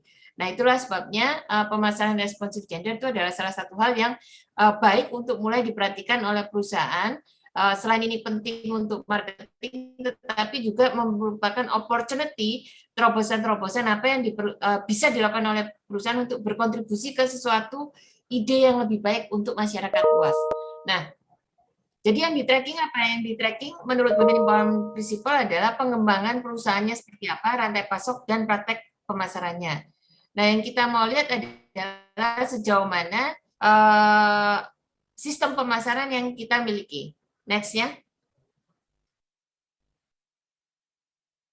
Nah, yang diuraikan adalah kebijakan dan upaya perusahaan atas pemasaran dan melakukan pengawasan yang efektif terhadap materi komunikasi pemasaran yang tidak mereproduksi stereotip gender. Itu yang diharapkan. Bila diperlukan dan ada, tolong jelaskan tentang jumlah insiden, terutama terkait komunikasi pemasaran, baik itu teguran, denda yang didapatkan oleh perusahaan. Nah, ini yang dianjurkan untuk dilaporkan. Next. Mari kita mulai melihat contoh-contohnya dan bagaimana menuliskannya. Nah, jadi ini adalah contoh narasinya. Salah satu mekanisme untuk menunjukkan bahwa kita punya praktek marketing yang responsif gender, biasanya memang didukung ada diskusi-diskusi yang terarah dengan target market tertentu. Maka yang diharapkan adalah at least ada diskusi yang secara khusus untuk target market laki-laki, ada diskusi secara khusus untuk target market perempuan, atau paling tidak representasi yang memadai dan keterlibatan yang bermakna. Ini yang diharapkan muncul di dalam narasi, kalau bahasanya JRA itu manajemen approach-nya. Nah, yang diharapkan kedua adalah ada proses evaluasi dari proses pemasaran tersebut. Apakah produknya memberikan impact yang positif atau impact-nya malah menjadi malah menjadi negatif. Ini yang diharapkan ada dikelola oleh perusahaan. Next. Nah, ini contohnya, ini sesuai dengan GRI. Kalau di dalam GRI, data yang diminta, bukan narasi ya, data yang diminta adalah insiden ketidakpatuhan ada tidak. Siapa tahu diulas di majalah, siapa tahu ternyata ada teguran dari pemerintah atau malah dari civil society. Nah, kemudian berikutnya, mari kita melihat contoh. Next slide. Nah, ini. Nah, Unilever itu memang menarik. Jadi ini yang diharapkan adalah Unilever memahami marketnya dia luar biasa besarnya. Jadi dia mempunyai opportunity untuk merubah perspektif dari orang. Marketing itu menjadi strategi yang penting dari Unilever dan mereka ingin berkontribusi menjadi sesuatu yang positif. Jadi di dalam marketingnya pun kita udah mulai melihat keragaman dari etnis ataupun tipe-tipe orang yang menjadi model dari Unilever. Jadi ada yang kulitnya putih bersih, ada kulitnya yang hitam legam, ada kulitnya yang kuning, ada kulitnya yang belang-belang. Itu semua menjadi model dari Unilever. Karena memang manusia ya memang sebanyak itu dan berbeda seperti itu. Nah, salah satu wujud komitmennya Unilever termasuk mereka ikut di dalam Unstereotype Alliance atau aliansi untuk unstereotyping. Jadi ini memang salah satu wujud nyata bahwa mereka memang komitmen. Jadi buat Bapak Ibu yang perusahaannya memang produknya itu sangat laris di market atau bakalan akan dikonsumsi secara besar oleh market, mungkin baik untuk melihat-lihat dari Unilever itu strateginya seperti apa sih sehingga mereka kelihatan baik sekali dan memberikan impact yang sangat positif. Next. Nah, yang berikutnya, jadi kalau tadi marketingnya responsif gender, maka yang indikator berikutnya adalah desainnya responsif gender nggak? Pengembangan produknya responsif gender nggak? Nah, ini contoh dari Mattel. Jadi Mattel itu selalu dikomplain akhir-akhir ini karena Barbie ya, kita tahu Barbie and Ken, itu kayaknya stereotyping sekali. Perempuan rambutnya harus blonde, harus panjang, kemudian harus cantik, laki-lakinya pun harus slim, harus gagah, kira-kira seperti itu. Maka sekarang Mattel pun mulai mengembangkan produk-produk yang lebih responsif gender. Nah, kalau ini bonekanya exactly sama persis, cuman bedanya kalau laki tinggal ditambahin rambutnya pendek, kalau perempuan dikasih sehingga lebih kelihatan. Tetapi desainnya sekarang menjadi sama persis antara laki-laki dan perempuan, tidak dibedakan menjadi Barbie dan Ken. Meskipun produk itu masih ada. Jadi ada terobosan baru dari desain dan produk yang ditujukan untuk mengadres isu-isu sosial. Next, mari kita lihat apa yang diminta. Nah ini, jadi prinsip 5-nya tetap sama, pengembangan perusahaan. Nah indikator SDG-nya adalah, yang dicari adalah, nah sejauh mana kita berkontribusi terhadap SDG 5, meningkatkan penggunaan teknologi yang memampukan, khususnya teknologi informasi komunikasi untuk meningkatkan pemberdayaan perempuan. Jadi kita mengubah stereotyping dari perempuan ataupun laki-laki. Kita menggunakan sejauh mana kita berkontribusi, kemudian sejauh mana kita melacak, termasuk alokasi anggaran kita untuk melakukan desain yang baru tersebut, dan sejauh mana kita berkontribusi terhadap sustainable development. Nah, berikutnya. Nah, ini contohnya, narasi dari popok bayi. Biasanya kan yang mengganti popok ibu-ibu, nah mungkin desain yang baru mungkin gimana caranya membuat popok yang bapaknya lebih mudah untuk pakai gitu. Jadi gampang untuk masangin dan gampang juga untuk ngurusin bayinya. Nah, berikutnya lagi. Nah, ini salah satu contoh yang juga baik, ini juga memenangkan beberapa award. Jadi untuk lingkungan perumahan, mereka mendesain rumah yang katanya lebih responsif terhadap perempuan, women friendly city. Jadi buat mereka mengumpulkan beberapa perempuan, kemudian ditanya sebetulnya kompleks perumahan yang sesuai dengan kebutuhanmu itu seperti apa. Nah, mereka menjawab jadi harus dekat dengan transit point, kemudian mudah untuk misalnya mau belanja barang kebutuhan sehari-hari, terus ada tempat untuk jalan, ada tempat untuk main anak supaya mereka bisa mudah untuk mengawasi main anak dan tidak jauh-jauh. Kemudian kan kita tahu ya, Ini kayaknya di Vienna pun jemur baju juga perlu panas matahari, ya nggak semuanya masuk mesin. Jadi mereka bilang, Bu, ya kalau laundry facility-nya itu bukan di basement tapi di lantai yang paling atas, sehingga kalau misalnya agak apa itu lebih cepat kering karena ada natural light misalnya kayak gitu. Jadi ini adalah salah satu contoh mekanisme desain produk yang lebih responsif gender. Next. Nah, ini yang lainnya lagi, jadi ini menjawab masalah tentang perempuan di kendaraan umum, maka mereka, ini memang ini agak stereotyping, jadi mereka mendesain produk sesuai dengan kebutuhannya perempuan. Nah, ini punyanya Pink Taxi, taksinya memang warna pink, yang nyetir perempuan, dikhususkan untuk perempuan. Kemudian ini Tata Motors, mereka membuat bis, yang dianggap lebih aman untuk perempuan kan memang ada diinstal CCTV dan segala macam, kemudian ada sistem internet trackingnya, sehingga kalau terjadi apa-apa lebih mudah untuk di tracking. Ini dari Tata Motors. Jadi ini beberapa produk yang didesain sesuai dengan kebutuhan kekinian dari marketnya. Next. Nah, ini dari Gillette. Sebetulnya silat itu ya silat ya, mau silat untuk laki-laki untuk perempuan ya silatnya sebetulnya cuma satu itu. Nah, cuman sama mereka dikembangkan lebih lanjut. Jadi yang buat laki-laki dibuat mungkin lebih mudah untuk going through ini lingkar-lingkar wajahnya, yang perempuan juga dibuat lebih aman dan nyaman untuk kulit-kulit yang lebih tipis. Nah, berikutnya. Dan ini salah satu contoh bagaimana desain dikembangkan supaya lebih responsif terhadap kebutuhan dari marketnya, dan membedakan spesifik needs dari perempuan dan laki-laki, atau yang seperti tadi Mattel mendobrak stereotyping dari typecasting perempuan ataupun laki-laki. Nah, yang terakhir ini sebetulnya hampir semua kita melakukan tentang kegiatan bersama masyarakat atau untuk masyarakat. Mari kita lihat. Nah, ini. Jadi, intinya adalah sejauh mana kita melibatkan masyarakat. Kalau di dalam GRI itu di GRI 413, strip 1 dan strip 2. Jadi, strip 1, secara analisis kita menjelaskan sebetulnya kita kegiatan dengan masyarakat itu berdasarkan isu apa, isu sosial apa yang akan kita address. Apakah ada penelitiannya, ataukah ada dari opini yang mana, jadi isu sosial apa yang akan kita address. Nah, kemudian, tinggal disesuaikan ini SDG yang mana. Oh, kalau pendidikan perempuan supaya lebih banyak nanti misalnya bisa jadi pegawainya pabrik semen gitu kan ya. Nah, itu berarti SDG 4 gitu misalnya kayak gitu, berkontribusi terhadap pendidikan.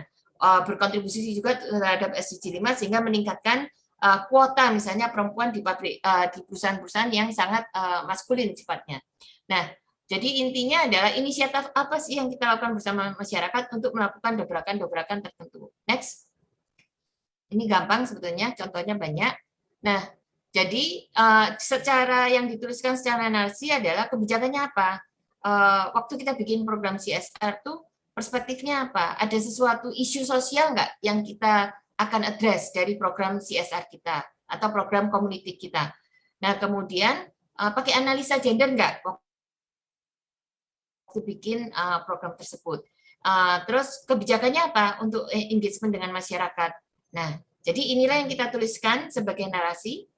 Berikutnya.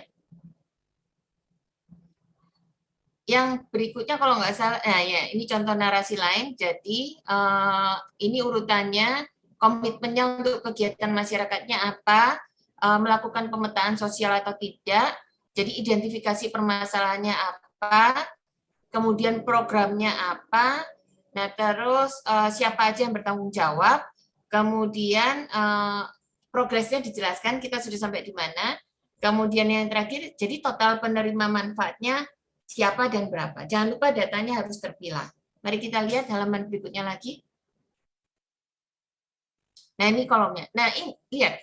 Jadi jumlah penerima manfaat pun kalau kita bilang kita kita berkontribusi terhadap SDG 5, harus kelihatan datanya. Jadi penerima manfaat boleh nggak ditulis masyarakat doang? Kita menganjurkan datanya terpilah. Jadi berapa laki-laki, berapa perempuan, sehingga sesuai dengan komitmen kita. Next.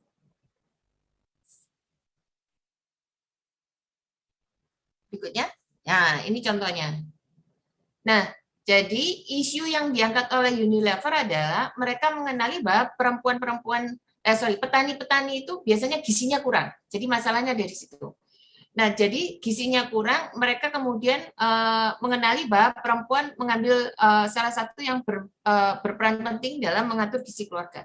Jadi mereka punya program dengan perempuan petani untuk meningkatkan nilai gizi. Kalau petaninya sehat, produknya akan baik, Unilever pun akan diuntungkan karena rantai nilainya menjadi lebih stabil. Jadi ini adalah salah satu program Unilever dan mereka mengadres isu sosial tentang isu gizi dan pangan SDG 2.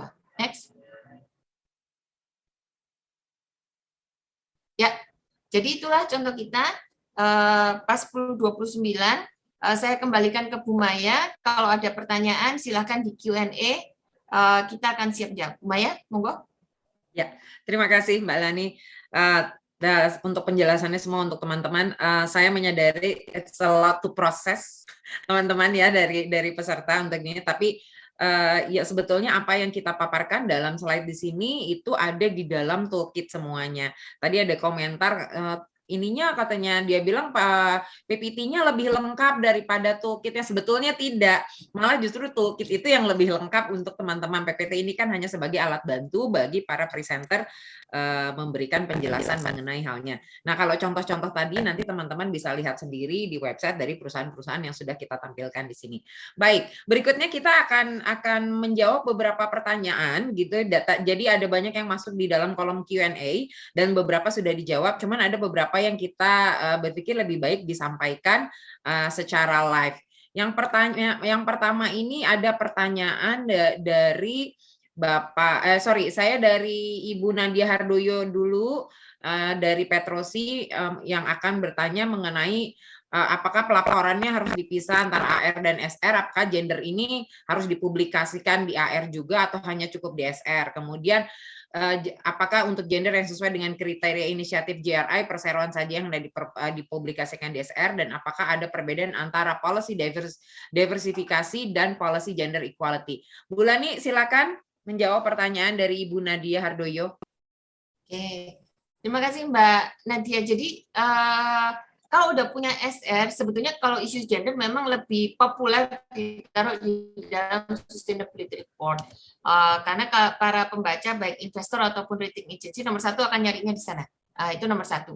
Jadi kalau punya AR dan SR, gimana diulang atau cukup satu aja. Biasanya memang data di SR yang lebih dicari. Nah, kemudian apa saja sesuai dengan kriteria inisiatif GRI, ya boleh.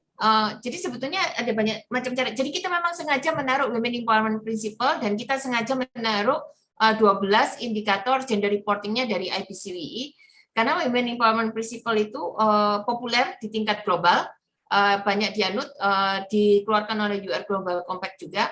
Jadi kalau di-align dengan itu, sebetulnya Bapak Ibu tinggal setengah jalan, tinggal tanda tangan komitmen CEO, bikin pledge, kemudian tanda tangan di websitenya gitu. Karena progresnya udah jalan, itu satu. Nah, 12 indikator gender reportingnya IPCWI, kan sekarang IPCWI sedang bekerja nih, sedang dekat banget nih dengan Kementerian Pemberdayaan Perempuan, ya kemungkinan akan menjadi salah satu regulasi, mungkin di tahap awal masih bersifat voluntary, jadi ada gunanya juga untuk di-align dengan itu. Jadi gender reporting toolkit tujuannya untuk mendukung ke sana. Nah, semua yang dipaparkan dari 12 indikator memang udah kita align dengan GRI. Kayaknya tadi kelihatan ada satu yang nggak terlalu connect karena memang GRI nggak meminta ada terobosan produk baru, tetapi Sustainability Report meminta ada terobosan produk baru yang berkontribusi terhadap keberlanjutan. Jadi sesuai dengan kriteria inisiatif GRI, iya, itu rata-rata memang sudah sesuai dengan GRI dan sesuai juga dengan Women Empowerment Principle dan sesuai juga dengan 12 indikator gender reporting IPCWI yang kemungkinan besar akan diadopsi sebagai regulasi oleh Kementerian Pemberdayaan Perempuan untuk bisnis. Nah, kemudian perbedaan policy diversifikasi dan policy diversity kali ya, dan gender equality. Jadi kalau diversity biasanya memang lebih ragam kelihatannya. Jadi misalnya kayak tadi DAF itu, ini cara cepat aja ya melihatnya. DAF itu ada yang perempuan dengan berbagai jenis ragam kulit, misalnya kayak gitu. bukan cuma laki dan perempuan. Nah, gender equality biasanya memang lebih fokus untuk addressing gender gap. Jadi misalnya ketertinggalan gaji antara pegawai laki-laki dan pegawai perempuan di level yang sama, ataupun misalnya ketertinggalan jumlah pegawai perempuan dibandingkan pegawai laki-laki, misalnya kayak gitu. Jadi kalau diversity biasanya lebih, kita melihatnya lebih beragam warna, gender equality biasanya memang lebih fokus ke laki-laki dan perempuan. Meskipun sebetulnya gender equality itu adalah payung besar dari, kalau buat aku adalah payung besar dari diversitas ya. Ini kayaknya ada teori gendernya di mana. Ya, mungkin Mbak Fira sebetulnya bisa bantu yang di situ tuh. Ya, kembali ke Bu Maya. Oke, terima kasih Mbak Lani. Ini berikutnya ada pertanyaan dari Pak Ahmad Wahyudi, karena kalau sifat pekerjaannya yang kurang pas dilakukan oleh perempuan, saya rasa ini a bit stereotyping gitu ya, sehingga komposisi naker perempuan minimal 33% tidak tercapai, bagaimana ya Bu? Ini saya mau meminta kepada Zelda, Program Manager IBCW, untuk menjawab pertanyaan dari Pak Ahmad Wahyudi. Silahkan Kak Zelda. Terima kasih Bu Maya. Dan terima kasih Pak Ahmad untuk pertanyaannya. Ya, seperti tadi sempat tercetus ya oleh Bu Maya. Sebenarnya mungkin kita tanyakan kembali ya, pekerjaan yang kurang pas dilakukan perempuan itu karena apanya gitu ya? Apakah karena dilihat sebagai sisi keamanannya gitu misalnya ya? Seperti waktu itu kita pernah berdiskusi dengan teman-teman di salah satu perusahaan tower telekomunikasi gitu ya. Terus dia bilang, oh iya kan kalau perempuan naik-naik ke tower kasihan gitu ya, itu kan nggak aman loh. Tapi apakah memang itu juga aman untuk fully aman untuk laki-laki juga gitu ya. Nah, mungkin yang dilihat adalah sisinya itu bagaimana suatu pekerjaan itu kemudian bisa dilakukan untuk perempuan dan laki-laki, dan juga untuk kita tidak mengeneralisasi ya. Kalau misalnya dikatakan oh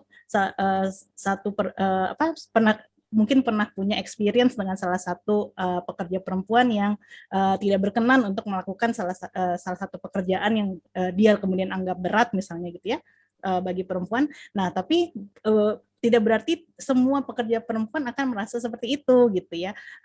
Contohnya ya kita sudah lihat sekarang sudah lebih banyak proporsi insinyur perempuan sekarang yang ada dan juga membangun kota bersama gitu ya, seperti contohnya yang ada di pembuatan jembatan LRT yang melengkung itu kan juga itu desainnya juga dari perempuan. Semoga itu bisa menjawab ya. Terima kasih.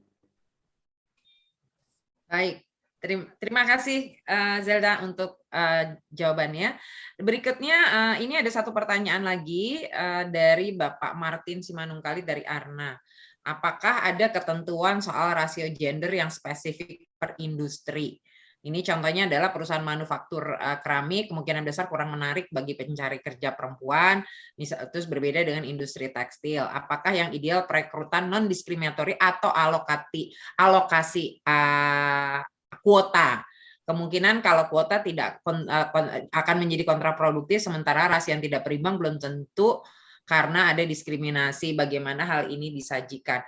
Oke, nanti bagaimana hal ini disajikan saya akan minta Bu Lani untuk menjawab, tapi sebetulnya kalau saya jawab dulu, saya memberikan pandangan dulu bahwa rasio gender yang spesifik per industri itu tidak ada Bapak, belum ada, tapi mengacu kalau global mengacunya kemana sih? Global itu mengacunya kepada minimal keterwakilan perempuan 30%, karena 30% dianggap cukup untuk mewakili suara. Ya, tapi kalau misalnya rasio gender yang spesifik per industrinya belum tentu juga gitu loh, belum tentu ada, karena tergantung dari industrinya masing-masing dan talent yang tersedia di dalam industri tersebut gitu loh. Namun kita memang mendorong, dan ini juga sudah menjadi tren dalam global, adalah untuk mencapai suatu rasio tertentu dari masing-masing industri. Mungkin industri-industri yang bisa dibilang saat ini masih male dominated, untuk mencapai 30% aja tuh berat banget gitu ya. Nah, kemudian industri-industri yang female dominated mau mencapai 30 keterwakilan 30% laki-lakinya itu juga berat gitu loh. Jadi kenapa 30% dijadikan acuan minimum di situ, karena dianggap cukup untuk mewakili. Nah, tadi kalau bicara mengenai perekrutan, idealnya adalah non diskriminatori atau alokasi kuota. Tergantung dari komitmen perusahaannya sendiri, Bapak. Memang kalau misalnya non-diskriminatori memang lebih terbuka karena dianggap perempuan dan laki-laki punya kesempatan yang sama. Tapi non-diskriminatori juga perlu dilengkapi dengan affirmative action, di mana dipastikan keterwakilan kandidat itu berimbang antara laki-laki dan perempuan gitu ya. Nah, kalau alokasi kuota itu sebetulnya tergantung kepada komitmen dari perusahaan, sebold apa gitu ya, atau sekuat apa komitmennya. Kalau misalnya mau harus ada alokasi kuota, itu tergantung dari komitmen perusahaan itu sendiri. Jadi kami tidak bisa mengatakan mana yang lebih baik gitu ya, karena itu tergantung dari komitmen perusahaan. Nah, bagaimana cara menyajikannya? Saya serahkan kepada Mbak Lani untuk membantu. Silakan Mbak Lani. Oke. Yang saya paling suka itu laporan sustainability report punyanya Enel. Enel itu perusahaan minyak, kayaknya saya bolak-balik ngomong tentang Enel. Jadi itu perusahaan kayak PLN-nya Indonesia lah, antara Pertamina dan PLN-nya Indonesia. Jadi kan kita tahu itu sangat maskulin ya, wajahnya Enel itu sangat maskulin gitu. Nah, jadi pada saat cara penyajiannya seperti apa? Jadi Enel bilang mau komitmen gender equality. Cara penyajiannya adalah Enel menunjukkan strategi bisnisnya seperti apa. Oke, bikin gender equality komitmen. Nah, yang jadi masalah adalah ya nggak gampang toh. Mencari pegawai perempuan direkrut itu nggak gampang, apalagi ini oil and gas gitu kan ya, atau semacam kayak listrik-listrikan kayak gitu. Nah, jadi karena tidak gampang, punya stagingnya yang dilakukan oleh Enel. Jadi nomor satu yang dilakukan itu semua tertulis di dalam sustainability report-nya. Itu bahkan ada biasanya sustainability report-nya perusahaan itu isu gendernya itu tidak sebanyak halamannya seperti yang ada di Enel. Jadi dia nulis dari strateginya yang dia buat dari kebijakannya. Dia bikin enabling environment. Jadi dibuat kebijakan pekerjaannya itu membuat perempuan lebih betah. Jadi kayak gimana? Jadi perempuan yang hamil pun, yang punya anak, itu akan betah bekerja di Enel. Karena dia punya opsi, yang tadi dibilang flexible hour dan segala macam. Itu dijelaskan dengan baik. Kemudian kita tahu perempuan memang suka nggak suka akan tertinggal dibandingkan teman-teman cowoknya. Either karena ini dan itu, satu hal dan lain-lain. Mereka punya program leadership. Jadi ada program untuk perempuan itu, ada jalur untuk menaikkan karir. Itu semua dijelaskan di dalam sustainability report-nya. Nah, terakhir yang saya paling suka adalah kegiatan community development, indikator 12. Mereka menyasar beasiswa. Kalau nggak salah dari middle school, mereka menyasar perempuan supaya mau masuk di dalam STEM, Science, Technology, itu apa ya? Aku lupa I-nya. M-nya matematika. Jadi mereka punya lini scholarship dari level middle school itu supaya perempuan masuk di STEM sehingga mereka akan lebih mudah masuk di dalam jalur pekerjaannya untuk Enel. Berhasil nggak? Berhasil. Sekarang kalau di level HR yang ditarget adalah 50% pelamarnya perempuan. Masalah diterima itu urusan kompetensi ya, tetapi yang ditarget adalah 50% pelamarnya perempuan. Jadi supaya dapat 50% pelamar perempuan itu salah satu upaya di hulunya dengan scholarship dan segala macam. Kemudian dia bekerja sama dengan university sehingga kalau nggak salah itu 2 tahun yang lalu itu waktu kita bikin pembelajaran itu dia udah nyampe di 45% atau sekian. Jadi luar biasa. Jadi itu yang ditulis di dalam sustainability report. Kebijakannya apa? Programnya apa? Progresnya sampai mana? Jadi itu yang ditulis dengan baik dari komitmen, program sampai keberhasilannya. Dan semuanya over encompassing dari external effortnya, internal effortnya, dan sampai nyampe sekarang di mana posisinya. Terima kasih. Oke, makasih Mbak Lani. Ini waktu kita tinggal sedikit, nanti saya dicolek-colek Mbak Kiki nih. Bu, waktunya udah, karena kita sudah lebih dari 15, tapi saya minta waktu 5 menit lagi ya Mbak Kiki. Ini masih ada 2 pertanyaan yang masih harus dijawab. Pertama, ada pertanyaan dari Pak Lukman Pratama, apakah jika perusahaan merupakan grup dari beberapa perusahaan, apakah masing-masing harus memenuhi 33% atau bisa dibuat secara konsol sebagai grup? Tergantung dari pertanyaan, mungkin jawabannya adalah tergantung dari perusahaannya Pak. Tapi kalau misalnya secara konsol, karena tergantung dari industrinya dan lain-lain ya gitu. Ini juga kemampuan dari perusahaan untuk bisa menavigasinya. Yang ideal adalah setiap anak perusahaan bisa berkomitmen untuk mencapai yang 33% tersebut atau yang 30% tersebut.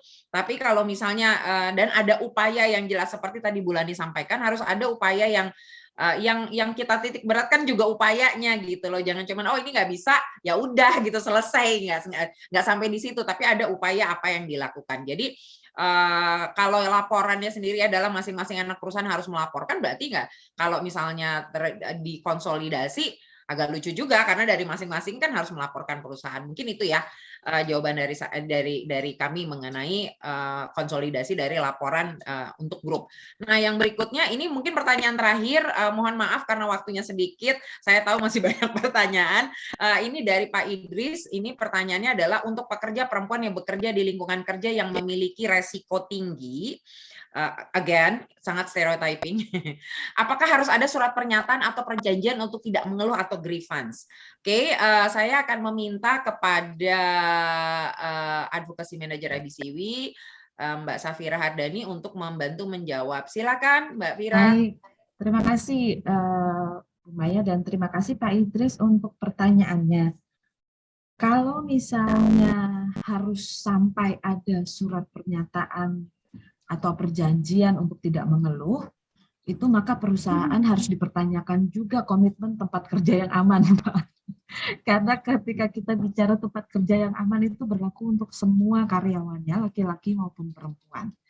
Karena ketika ada indikator-indikator yang harus dipenuhi oleh perusahaan untuk memastikan bahwa seluruh karyawannya itu bekerja dalam kondisi aman. Dan beresiko tinggi bagi perempuan itu juga beresiko tinggi bagi laki-laki. Jadi kita juga harus melihat bagaimana perangkat yang disediakan oleh perusahaan sehingga itu aman dilakukan oleh karyawan laki-laki maupun karyawan perempuan. Kalau masalah ini masalah stereotip sekali lagi seperti yang dibilang berulang kali oleh Bu Maya bahwa jenis pekerjaan tertentu itu cocok untuk laki-laki, jenis pekerjaan tertentu itu cocok untuk perempuan. Tidak begitu. Perempuan dan laki-laki itu memiliki kemampuan yang sama ketika infrastrukturnya disesuaikan. Infrastrukturnya disesuaikan dan tidak memakai standar laki-laki. Itu yang sering kita jumpai di industri manapun, standar infrastruktur itu masih memakai standar laki-laki. Jadi ini yang ketika kita bicara indikator gender, maka itu yang harus diperhatikan. Memastikan bahwa laki-laki dan perempuan juga bisa memiliki akses yang sama, kesempatan yang sama, partisipasi yang sama, dan mendapatkan manfaat yang sama. Begitu. Jadi ini kalau member-membernya IBCW biasanya kita diskusinya kayak gini, Pak. Jadi mudah-mudahan nanti ke depan kita juga banyak diskusi untuk apa sih sebetulnya indikator gender, apa sih sebetulnya gender equality itu gitu. Baik, itu aja sih Bu Maya. Terima kasih. Baik, terima kasih Mbak Fira. Ini mohon maaf Bapak dan Ibu karena waktunya sudah sangat sempit. Saya tahu masih banyak pertanyaan. Jika Bapak dan Ibu masih banyak pertanyaan, bisa menghubungi kami, bisa melalui IDX atau bisa menghubungi kami. Nanti kita bisa bantu juga apabila Bapak dan Ibu masih banyak pertanyaan bagaimana bisa menyajikan datanya dengan baik gitu ya. Kami terbuka untuk melanjutkan diskusi ini setelah acara masterclass ini. Nah, terima kasih untuk pertanyaan dan antusiasmenya. Pertanyaannya bagus-bagus, keren-keren, dan kami berharap jawaban-jawaban dan presentasi tadi membantu Bapak dan Ibu dalam melaporkan situasi gender di dalam perusahaan. Bukan hanya ini bukan sifatnya merupakan satu hal yang wajib harus dilakukan untuk saat ini. Bukan begitu ya Bapak Ibu, semangatnya adalah bagaimana kita seterbuka mungkin melaporkan apa yang ada di dalam situasi, karena kepentingannya bukan hanya untuk kepentingan bagaimana perempuan dimajukan, tapi juga akan bermanfaat bagi bisnis Bapak dan Ibu, karena tren global menunjukkan investor sudah mulai menunjukkan perhatian terhadap isu-isu gender. Mungkin itu yang dari saya kembalikan kepada Mbak Kiki dari IDX. Silakan Mbak. Baik, terima kasih sekali Bapak Ibu. Sebelum kami ucapkan Sebelum kami tutup acara ini, sebelumnya kami cuma terima kasih pada para pengisi acara, di mana pertanyaan sangat komprehensif dan paparannya juga sangat luar biasa, Bapak Ibu. Baik, Bapak Ibu, sebelum kami tutup acara ini, kami mohon perkenan para pengisi acara untuk dapat tetap pada layar dan tetap menghadap ke kamera, karena kita akan mengadakan sesi foto bersama. Mungkin untuk teknisnya, mohon bantuan Mbak Koli untuk pengambilan gambarnya. Baik, sambil menunggu Ibu Beril. Baik, Ibu-ibu yang ada di layar. Baik. Ya, mohon izin saya hitung mundur Bapak Ibu, Bapak Ibu, Ibu-ibu pembicara, 3, 2, 1. Oke, sebentar. Mohon izin satu kali lagi. 3, 2, 1. Siap, sudah Mbak Kiki. Baik, terima kasih sekali Mbak Koli atas bantuannya. Baik, Bapak dan Ibu yang kami hormati, terima kasih tetap berada pada acara hari ini, dan kami juga ucapkan terima kasih kepada Ibu Lani, Ibu Maya, Ibu Beril, Ibu Zelda, dan Ibu Syafirah atas pemaparan dan diskusi yang sangat luar biasa dan komprehensif pada pagi hari ini. Semoga pemaparan dalam webinar hari ini dapat meningkatkan pemahaman Ibu dan Bapak dari perusahaan tercatat dan anggota bursa mengenai pelaporan aspek kesetaraan gender pada pelaporan keberlanjutan dari institusi Bapak dan Ibu. Demikian acara kita pada siang hari ini. Terima kasih atas partisipasi Bapak dan Ibu sekalian, dan mohon maaf jika terdapat kekurangan dalam pelaksanaan acara hari ini. Pada layar Bapak dan Ibu juga terdapat link dan QR Code yang dapat Bapak Ibu akses untuk mendapatkan panduan toolkit dari gender reporting yang telah dipaparkan pada hari ini. Selamat siang, wassalamualaikum warahmatullahi wabarakatuh.